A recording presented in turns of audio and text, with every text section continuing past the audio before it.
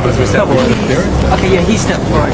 Okay. But somebody had to say, will the real Michael Jackson step forward? Yeah. He stepped That's Here, okay. then you have to say, will the real Michael Jackson step forward? All right, ready? Okay, go. Hi, my name is Michael Jackson. My name is Michael Jackson. My name is Michael Jackson. My name is Michael Jackson. My name is Michael Jackson. Will the real Michael Jackson please stand forward?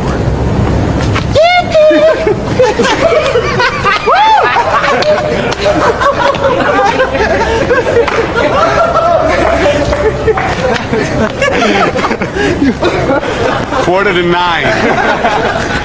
What? Hello, how we doing? Michael Jackson had seen countless fans imitate his clothes, his voice, and his legendary dance moves. But every once in a while someone appeared who went far beyond simple imitation.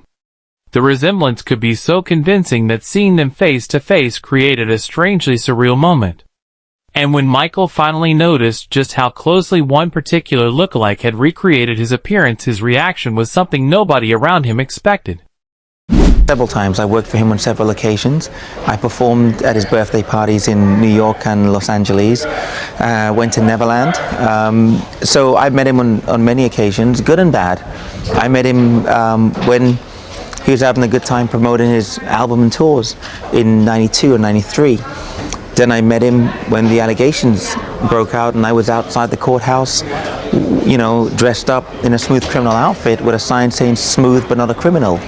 From lookalikes, who could draw attention away from Michael in public, to performers, who eventually found themselves standing just feet away from the man they had spent years studying, their stories went far beyond ordinary impersonation.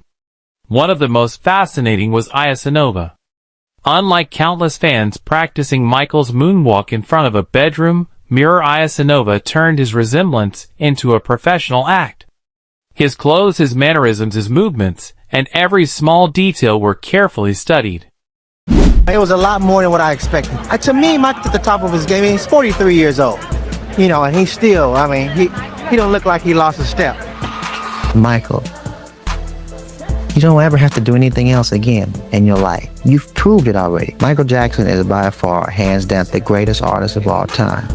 And my devotion to him is single-mindedly, it's loving, it's pure, it's But looking like Michael Jackson was one thing. Actually stepping into Michael's world was something completely different. I'm very happy to be bringing to you my exciting Michael Jackson tribute concert entitled World's Greatest. Ianova's Hollywood breakthrough came in 1989 when he portrayed a digital Michael Jackson-style waiter in Back to the Future Part 2. By the early 90s, his resemblance had caught the attention of Jackson's team and led to double work connected to Michael's productions.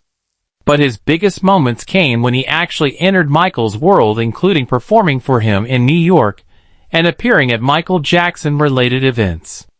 One especially strange image later circulated online showing two nearly identical Michael Jackson figures sitting side by side on a production set. It sparked jokes, confusion, and one irresistible question. Which one is actually Michael? We're trying to bring to you the best of Michael Jackson live. Michael Jackson was a friend of mine, and everything I've ever done has been a tribute to him. And this show is nothing less than that, something very befitting of the King of Pop. But Iasanova wasn't the only impersonator who managed to enter Michael Jackson's world. While his resemblance opened doors in entertainment and eventually put him face to face with Michael, another lookalike reportedly had an even more unusual role. He was said to help Michael disappear from massive crowds. That man was Nosix, a Trinidad-born performer whose transformation into Michael Jackson became so convincing that he says it eventually took him beyond the stage and into Michael's inner circle. According to Nosix, beginning in the 1990s, he occasionally worked as a decoy for Michael Jackson.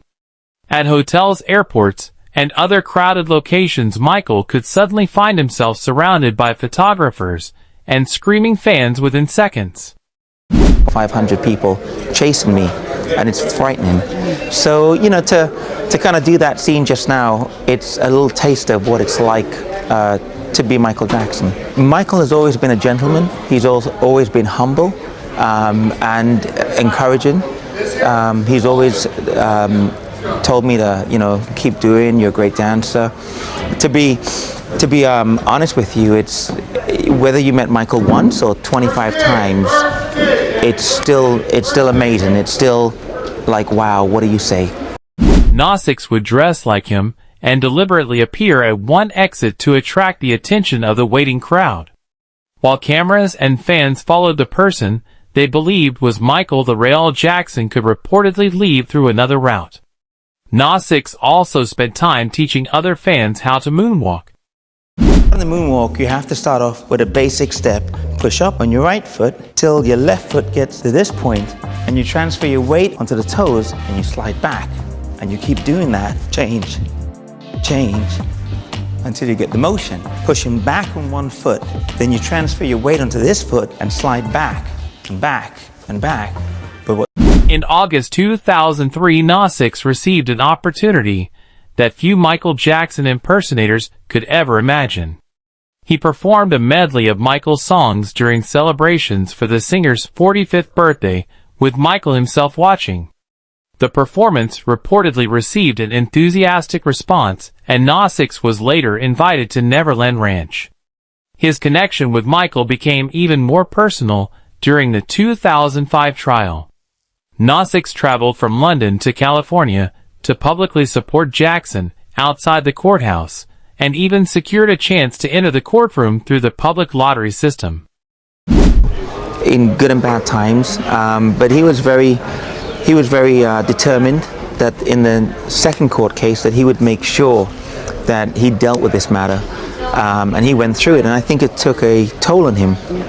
It really did, but he knew that the mistakes that were made in the first court case, where the public opinion was maybe he had something to hide, and he didn't understand the system, and he said that he didn't do it. The family of the first case agreed that, and the papers were sealed. He didn't pay any money, but all this only came to light in the second case. So, working with Michael Jackson, I've seen the good and the bad. I've seen his highs and his lows. I've seen at times his smiles and his tears. And it's good that I have this opportunity to play Michael in this biopic, in this movie. More than a decade later, his years of studying Michael's voice, movements, appearance, and mannerisms led to perhaps the biggest role of his career.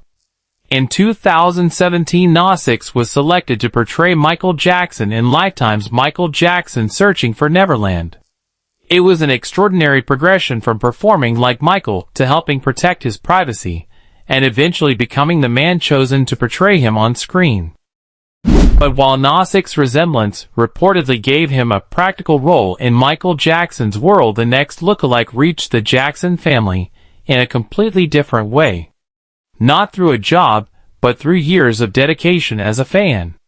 Meet Carlo Riley, a Denver-based tribute artist better known as Almost MJ.